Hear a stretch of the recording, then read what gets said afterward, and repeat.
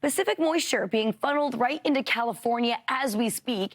Portions of the state seeing between 3 and 5 inches of rain. And rain in the valley means snow in the mountains. So let's take a closer look at what's going on. You're looking at Lake Tahoe, California. Live video coming out of there. Look at all that snow coming in. And on top of this, we are dealing with some really breezy conditions, gusty winds. So the snow that's coming down, it's causing some really low visibility too. So you're not going to want to be out on those roadways for a couple of days, really, because we have a couple of systems that are moving on through. So let's take a closer look at what's going on as we speak.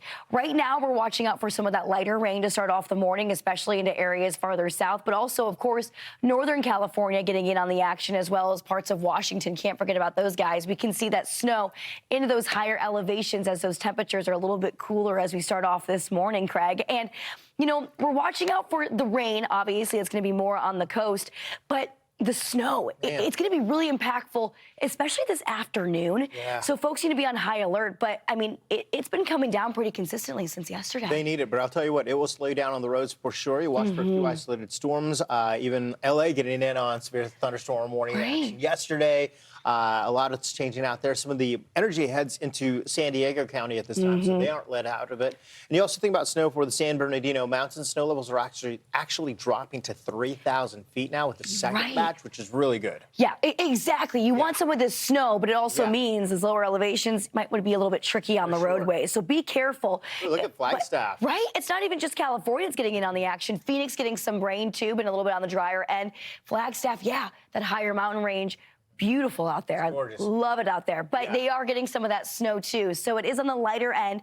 But, of course, it's not just the Sierra Nevada. Also, the Rockies also getting in on the action, too. How about Salt Lake? They have had such a deficit. It's been sad. When you think about they have gone almost a year without a day where they didn't get an inch of snowfall. Not quite a year, but very close to that. Right. The Sierra, the Uinta and the Wasatch Range will get in on the action. And all of these passes likely to close as well. But it's great for the ski areas. It's great for the water later on. Yes, exactly. This is something that we do need. It might just be a little bit sloppy on the roads for the next few days because we have more energy rolling in for later on this week. So something we'll keep in mind.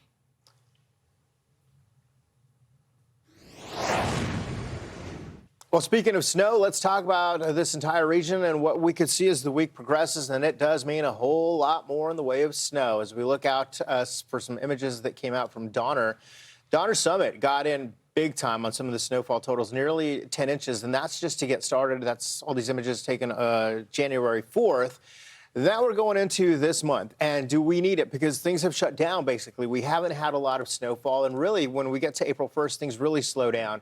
So oftentimes it's called a miracle March when we get a lot of snow. Let's call it a miracle February, if you will. Donner, 9.4 inches of fresh snow. Soda Springs, 7 inches. Right over to Sugar Bowl Resort, 6 inches. All of these are going to be northern portion of the Sierra where we need it. The northern Sierra has been lacking with some of the snowfall total. And a lot of reports coming in not only over the northern Sierra, but down into portions of the southern, the Tehachapi and the Kern County Mountains, rather.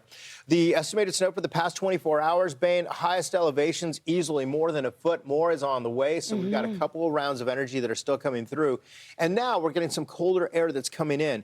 I go to the north first because Interstate 5 often closes due to the amount of snow where you could easily add 1 to 3 feet of fresh snow if you're traveling between California and Oregon. This is one area that could close at times.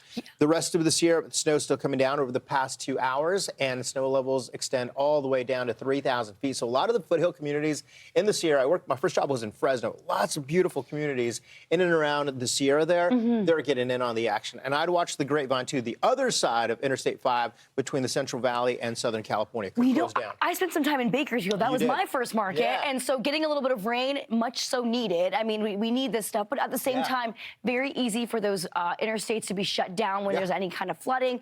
It happens very quickly in these areas that are a little bit extra dry. So even though we need it, be careful. Again, we could see some of that snow coming in because of that cooler air, too, in these lower elevations.